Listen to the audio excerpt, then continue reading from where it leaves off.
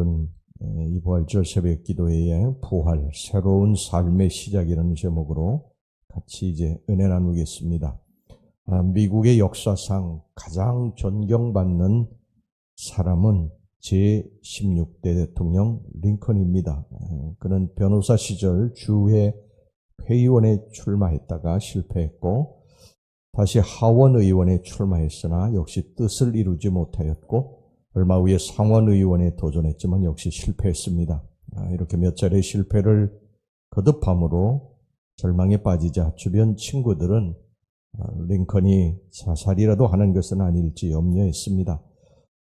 그 당시에 이 링컨은요, 사람들의 염려대로 정말 비참한 그러한 삶, 하루하루를 연명하고 있었는데 그때 자신의 심경을 이렇게 기록을 하고 있습니다. 나는 지금 이 세상에서 가장 비참한 인생을 살고 있다. 나는 재기할 수 없을 것만 같은 심정이다. 나는 인생의 막다른 골목에 있다. 하지만 나는 성경을 읽고 그 속에서 죽음에서 부활하신 예수님을 만났다. 오늘 떨어졌어도 내일 난 다시 일어설 수 있다. 부활의 주님이 도우실 것을 믿기 때문이다. 링컨은 이 부활하신 주님이 자기와 함께 하시고 자신을 도우신다는 사실을 믿고 절망 가운데서 일어서서 공화당에 입당하고요. 마침내 대통령 후보로 지명받아서 대통령이 당선돼서 미국의 역사상 가장 훌륭한 대통령이 되었습니다.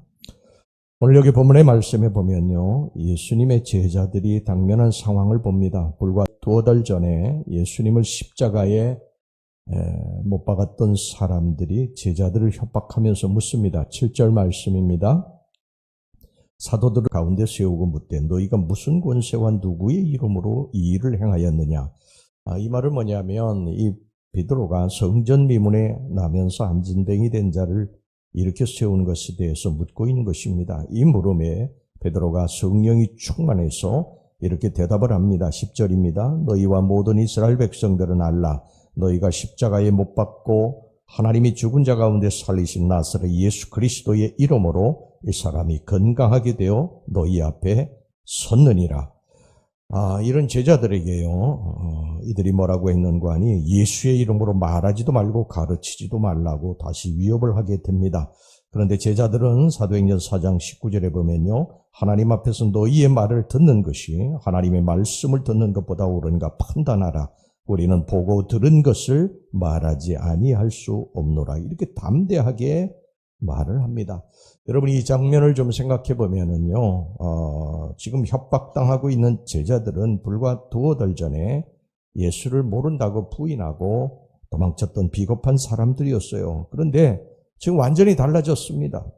그들을 협박하는 사람들도 이상하게 생각할 정도로 달라졌어요. 13절 보겠습니다. 그들이 베드로와 요한이 담대하게 말함을 보고 그들이 본래 학문 없는 범인으로 알았다가 이상히 여기며 또 전에 예수와 함께 있던 줄도 알고 도대체 이들이 왜 이렇게 변했을까? 무엇이 이들을 이렇게 변하게 한 것일까? 그것은 그들이 살아계신 예수님의 부활을 목격했기 때문입니다. 예수님이 부활하신 것을 그들의 눈으로 본 것입니다. 제자들은 예수님이 십자가에 달리시자 모든 것이 끝났다고 생각하고 뿔뿔이 다 도망쳤습니다. 그런데 예수님께서 사흘 만에 부활하셔서 제자들에게 나타나신 것입니다. 그들이 그 부활하신 예수님을 눈으로 본 거예요. 눈으로 본 것입니다. 그들이 이렇게 몇 달 만에 바뀌게 된 이유가 여기에 있습니다. 부활하신 예수님을 만난 거예요. 만난 것입니다. 그리고 외쳤습니다. 너희가 십자가에 달아 죽인 예수가 다시 살아나셨느니라.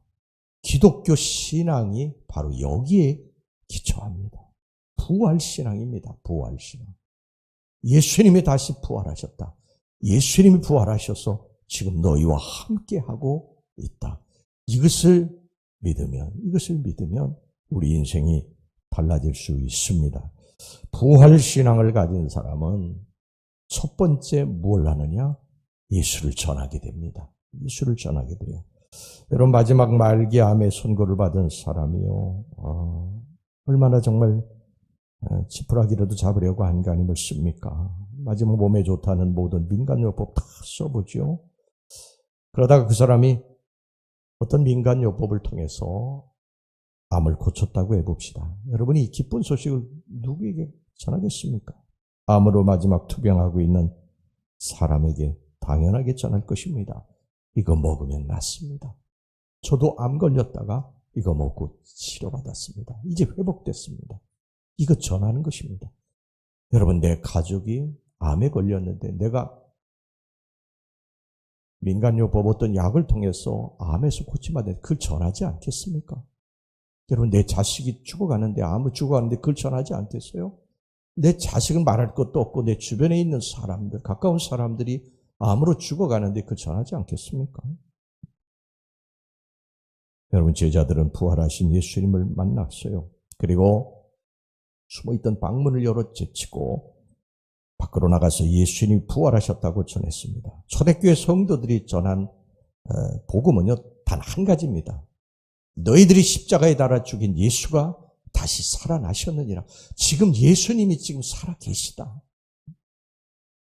부활하셨다. 죽음의 권세를 깨뜨리시고 부활하셨다. 여러분, 전하고 사시길 바랍니다. 부활신앙을 믿는 분이면요, 반드시 전하게 되어 있습니다. 예수를 전하게 되어 있어요. 그 다음에 부활신앙을 가진 사람은요, 두 번째, 죽음을 두려워하지 않고 담대해집니다. 여러분, 인간에게 가장 두려운 건 죽음이에요. 죽음. 영혼도 두려워하고 세상 양귀비 같은 사람도 두려워하고 부귀영화를 누리는 최고의 권력자들도 두려워합니다. 젊은이들도 두려워하고 나이가 들어도 역시 죽음에 대해서 두려워하게 됩니다. 우리 삶의 근심, 걱정, 두려움은요, 죽음의 그림자일 뿐입니다. 가장 두려운 것은 죽음입니다.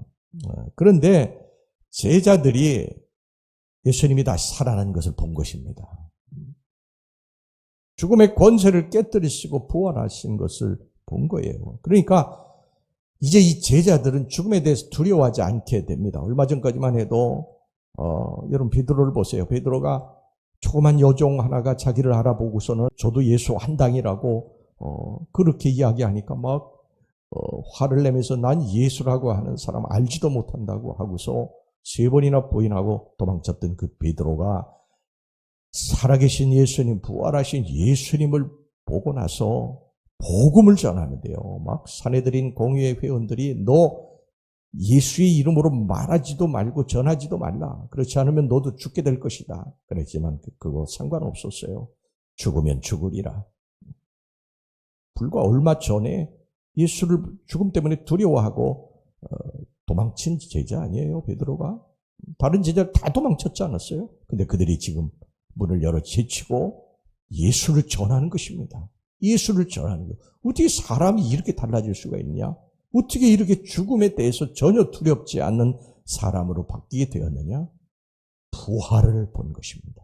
예수님이 부활하신 것을 보았고 자기 자신도 이제 죽으면 부활할 것을 믿게 된 것입니다. 주 14년에서 62년에 로마 제국을 통치했던 이 네로 황제, 네로 황제는 여러분들 너무 잘 아시죠? 또 81년, 96년까지 제위했던 이 도미시안 황제, 유명한 로마의 황제들입니다. 정말 기독교를 지독하게 핍박했던 그러한 황제들이에요. 이들은 통치 권력을 강화하기 위해서 황제 숭배를 강요하고 거역하는 기독교인들은 잔인하게 처형을 했습니다. 그때의 일입니다. 수많은 관중이 모인 콜로세움에서 그리스도인들에게 양가죽을 뒤집어 씌워서 경기장으로 내몰고 굶주린 사자들을 풀어놓았습니다. 이때 경기장 한쪽에 모여 찬송하고 기도하던 엄마 품의 아이가 굶주린 사자들이 달려오는 것을 보고 무서워서 울음을 터뜨립니다. 그때 엄마가 얘야, 잠깐만 참아라. 곧 밝아질 것이다. 이렇게 말하며 함께 죽어갑니다. 수많은 사람들이 그 죽음의 길을 걸어갑니다. 찬송하며 걸어갑니다.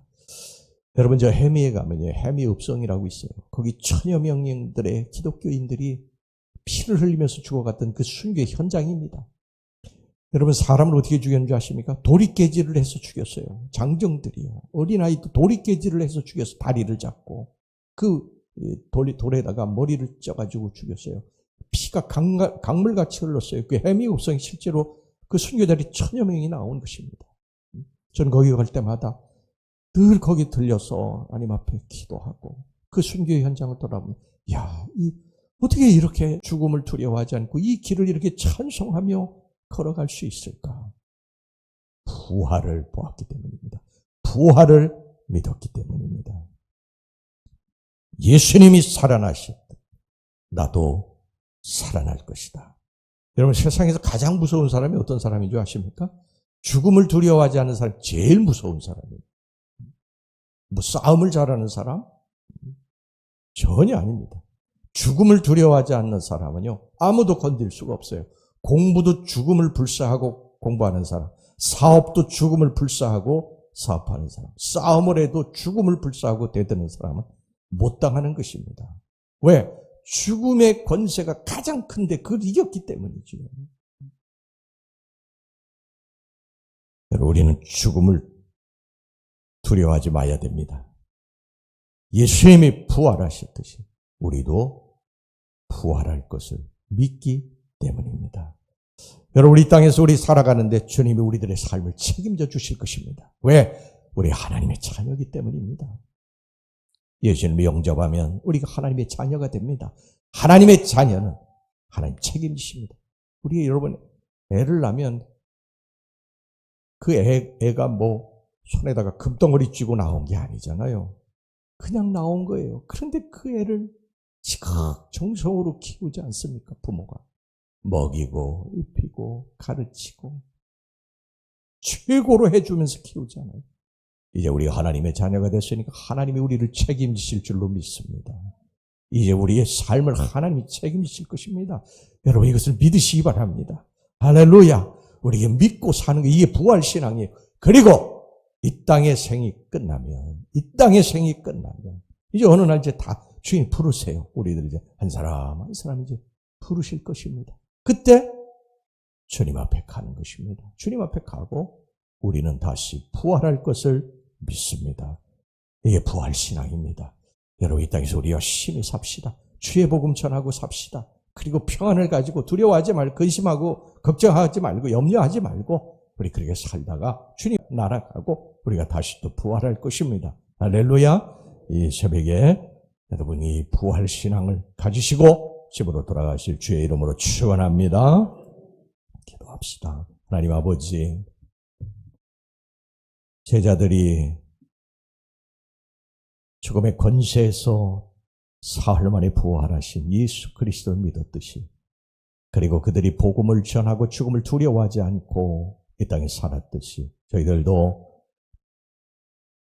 예수 그리스도, 그 사망 권세를 이기시고 부활하신 예수 그리스도를 믿습니다.